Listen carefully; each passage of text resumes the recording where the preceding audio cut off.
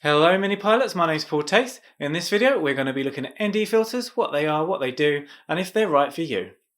Let's get started.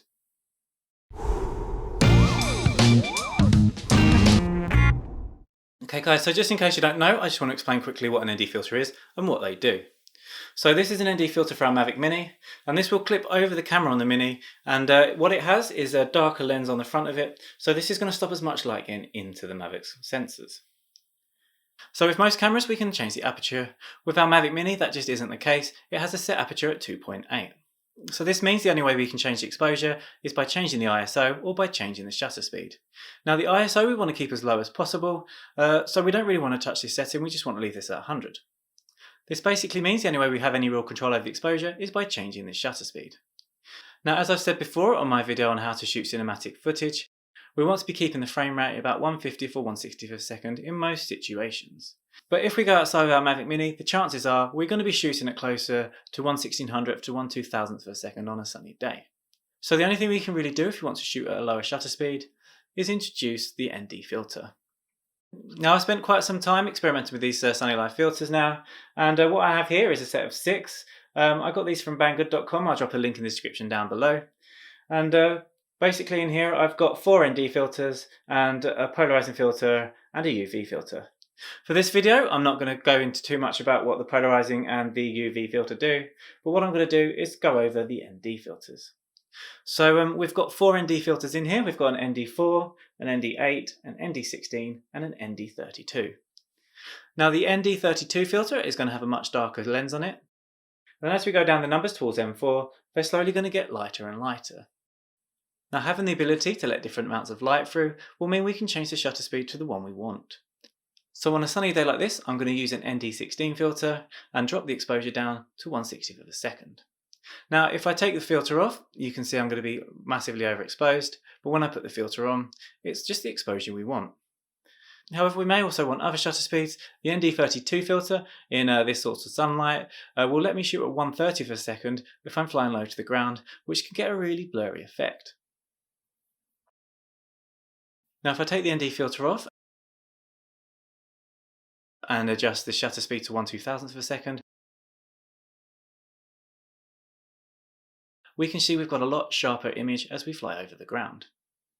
So this is a really good example of what an ND filter does. It allows us to create motion blur within our footage. So by putting an ND filter on, we can drop the shutter speed and increase the motion blur. So I'm just going to go over some basics of motion blur very quickly. The slower the shutter speed, the more blur you'll have. So for the footage where I was flying over the ground, I was flying at 30th of a second, and this is going to completely blur the footage.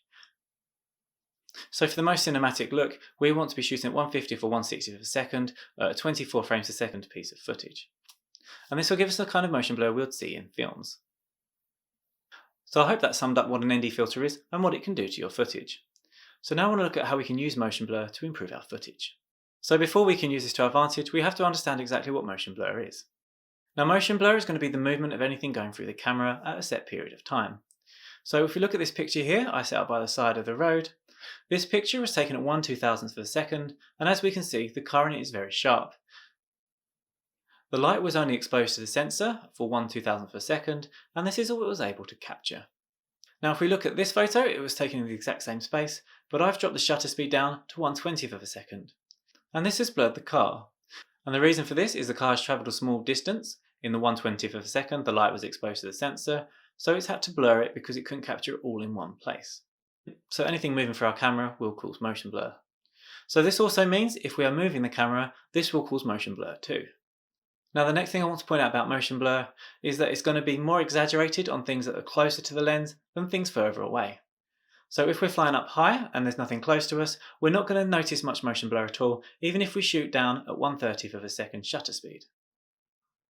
However, if we get close to something and we shoot at a slow shutter speed, it's really going to increase the amount of blurriness. Now, if we look at this piece of footage here where I was flying backwards and then we freeze it, we can see on the left hand side where we've got no filter, we can see the whole picture is fairly sharp from the grass on the left hand side right up to the distant trees in the background. If we look at the picture on the right hand side, we can see the grass on the right hand side is blurred. The closer to the camera it is, the more blurred it is. Then if we look back into the distance at the furthest part of the shot, we can see that the trees are sharp. So what we can do by putting an ND filter on is we can blur out things in the foreground that we're moving past, and this will make the eyes focus on the background. We can also use this to do some really smooth transitions. So if we look at this piece of footage of me laying on the floor, so I fly over slowly, I'm nice and sharp, but as I speed up and flick the gimbal up, this is going to really blur the picture. What I do next is start my next piece of footage very quickly and rotate the gimbal up, and this is going to blur the background leading into the next shot, which is me sitting in the tree. Now when we go into post-editing, we can link these two clips together, do a cross-dissolve effect, and it's going to be very difficult to find out where the transition actually happened. And this can be a really cool effect. And to create a transition like this is only going to be possible using ND filters. If you'd like more detail on how I made this video, drop a comment in the description down below and I'll be happy to go through it in more detail. Now the question is, would ND filters be useful for you? Now I got these ND filters, as I said, for just over £20, and I actually use them all the time now, and for me they're really great value. Now, if you're someone that just likes to go out and have fun and you're not too worried about cinematic footage and you just like to capture nice images here and there, ND filters aren't going to have a great impact on your final result. However, if you do want cinematic footage and you do want to increase the quality of your final videos, ND filters will really help you do this. It also makes you able to be more creative and come up with new ideas and be able to do transitions like the one we saw earlier. Now there are a lot of really expensive ND filters out there, and I have seen some for over £100. These Sunnylife ones I got I actually really liked. Now they do clip onto the MAVIC Mini fairly easily, although they can be a bit fiddly. The thing I do like about the Sunnylife ND filters is they've come in this case, which is really small. And this will actually fit in your MAVIC Mini case if you have a Fly More combo, so they're going to be really easy to take with you wherever you go. Now I've actually been using these all the time now, and I think they're really great, and anytime I'm flying for any kind of decent footage, I will put them on the Mini. But there is one word of warning: if you do slide them along too far to one side, you can actually get the edge of the filter in the shot, which can be a bit annoying. And I've done this here on this piece of footage. So when you're putting it on, just make sure you put it in the right place and you don't slide it along too far to one side. Now another thing we want to be cautious about is if we put this on a MAVIC Mini, it's going to make it slightly heavier. Now with the MAVIC Mini it's around 249 grams, but if we put this on, will it make it 250 grams? So when I weighed it myself, it came in at 249 grams, but I don't know how accurate these scales are. And when I've looked up online, it said it was 249.8 grams with the filters on. So although I've tested it out, I'm not 100% sure. So I'm just going to leave that as a word of warning. It probably won't push you over the limit, but there's a small chance it may do. So I'm going to leave that down to you and see how the laws affect you in your country. Okay guys, so if getting some ND filters does interest you, there's a link in the description down below. Also have a look around, you may find some cheaper or better deals online, but when I looked at the time, this was the best deal I could find. That's it for this video, and I hope to see you in the next one.